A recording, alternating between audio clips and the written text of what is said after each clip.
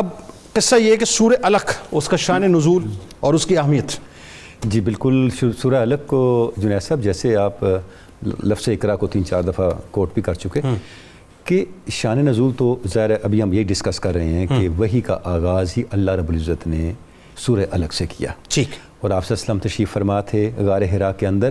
ابھی ما انا بقارئ کا بھی ذکر ہوا تو بڑی سادہ سی بات ہے، پڑھنے کے لیے مدرسوں میں جایا جاتا ہے، مکتبوں میں، غاروں میں نہیں جایا جاتا. ہائے ہائے ہائے. غاروں میں کسی کو تلاش کرنے کے لیے اور کسی کو دیکھنے کے لیے جایا. اللہ اکبر، کیا اچھی بات. یہی وجہ ہے آپ جس کو بھی سعادت نصیب ہوئی ہے غار حرا میں جانے کی، آپ جا کے جیسے ہی بیٹھتے ہیں، جب سامنے دیکھتے ہیں غار حرا کا آگے سے منہ کھلا ہے تو پہلی نظر کعبۃ اللہ پہ پڑتی ہے. سبحان اللہ. اچھا ایک چونکہ بات نکال دی آپ نے تو سر دست اس پہ بھی ذرا کلام فرمائیے نا.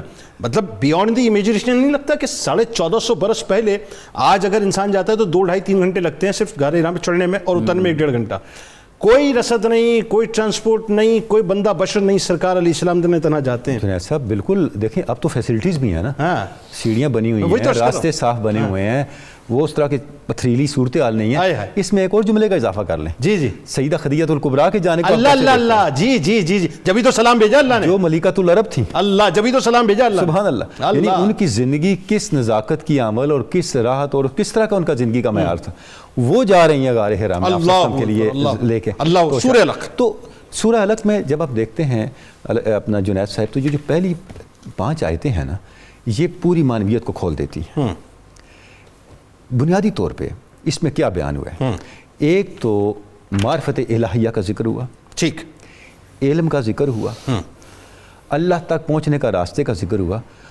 اور اس وحی کے مبنی بر حق ہونے کی محسوس دلیل کا ذکر ہوا.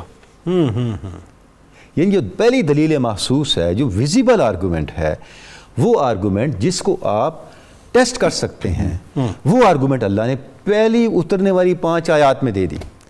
اور وہ دلیل جو تھی اپنے زمانے سے بہت ایڈوانس دلیل تھی. دیکھیں اقرا بسم ربک الذی خلق. اچھا اس میں ایک اور بڑی اہم بات ہے. جب جبریل امین نے کہا اقرا تو آپ نے نہیں پڑھا.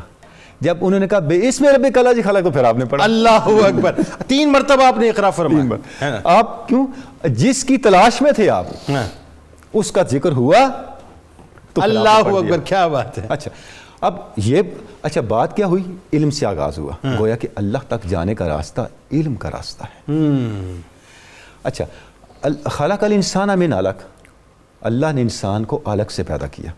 جنید صاحب یہ وہ دلیل ہے، اس زمانے میں کوئی سوچ بھی نہیں سکتا تھا. یہ علق کس کو کہتے ہیں؟ علق کہتے ہیں لٹکے ہوئے مواد کو. اللہ اکبر. تعلق کس کو کہتے ہیں؟ اب ہمارا آپس میں ایک تعلق ہے، ہم آپس میں جڑے ہوئے ہیں. صحیح بات. یعنی انسان جو شروع میں اس کی پیدائش کے مرحلے کو دیکھیں تو رحم مادر میں اس کی حیثیت الگ کی ہوتی ہے. یعنی وہ جوک کی طرح جو معلق ہوتا ہے، لٹکا ہوا ہوتا ہے. حالانکہ اس زمانے کی ساری سائنس یہ کہتی تھی کہ انسان خون کے لوتھڑے سے پیدا ہوا ہے.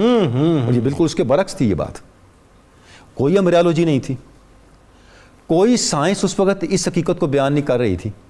لہٰذا اس طرح کی بات کرنا اس زمانے میں، اللہ، جبکہ اس زمانے کے سارے علوم اس بات کی نفی کر رہے ہیں. اللہ اکبر. اس کا مطلب یہ ہے یہ کسی ایسی ہستی کی طرف سے کلام ہے جس کا علم انسان کے مبنی بر خطا سارے علوم سے بالا تر ہے. یعنی بات یہ ہے کہ سائنس انوویشنز نہیں کر رہی ہے، ڈسکور کر رہی ہے. ڈسکور کر رہی ہے. جو کچھ بھی اللہ نے فرما دیا اس کی ڈسکوری ہو رہی ہے. یہی وجہ ہے کہ آج کی جو ایمبریالوجی ہے وہ اس پہ حیران ہے کہ قرآن مجید نے 1400 سال پہلے بغیر کسی لیبارٹری کے، بغیر کسی مائکروسکوپ کے، بغیر کسی ایمبریالوجیکل ریسرچ کے انسان کی تخلیق کے اس ابتدائی مرحلے کو کیسے بیان کر دیا جو ہر آنے والے وقت میں مزید درست ثابت ہوتا چلا جا رہا ہے. تو اب ان آیات کے اندر وہ پورا پیکج ہمیں ملتا ہے. ہمارا خالق کون ہے، اس تک پہنچنا کیسے ہے، اور اس تک پہنچنے کے لیے جو ہمیں نظام العمل دیا گیا ہے مبنی بر وحی، اس کے حق ہونے کی دلیل کیا ہے.